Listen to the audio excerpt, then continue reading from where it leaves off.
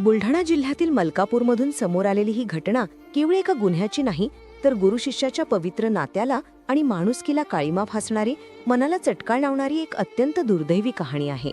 शिक्षणाचे माहेरघर मानल्या जाणाऱ्या शाळेतच जर सुरक्षितता नसेल, तर पालकांनी आपल्या मुलींना कोणाच्या भरोशावर शाळेत पाठवायचे, हा प्रश्न आज मलकापूरमधील या घटनेने पुन्हा एकदा उपस्थित केला आहे. कारण मोताळा तालुक्यातील 40 वर्षीय शिक्षक मुकेश परमसिंग रबडे याने एका 16 वर्षीय निष्पाप विद्यार्थिनीच्या शिक्षणाप्रती असलेल्या ओढीचा आणि तिच्या विश्वासाचा अत्यंत क्रूरपणे गैरफायदा घेतला.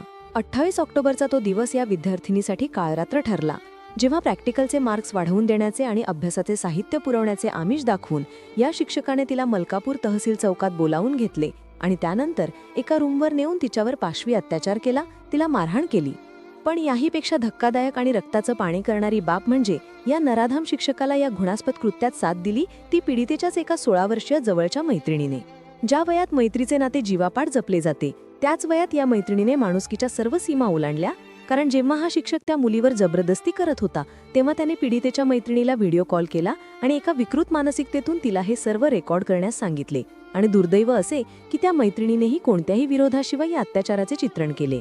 पीडितेने जेव्हा या नराधमाच्या तावडीतून सुटका करून घेतली आणि पुन्हा त्याच्या जाळ्यात अडकण्यास नकार दिला, तेव्हा आपला अपमान झाला या भावनेतून आणि पीडितेला बदनाम करण्याच्या हेतूने त्या मैत्रिणीने रेकॉर्ड केलेला तो व्हिडिओ सोशल मीडियावर व्हायरल केला, ज्यामुळे पीडितेच्या मनावर झालेला आघात शब्दात मांडणे कठीण आहे.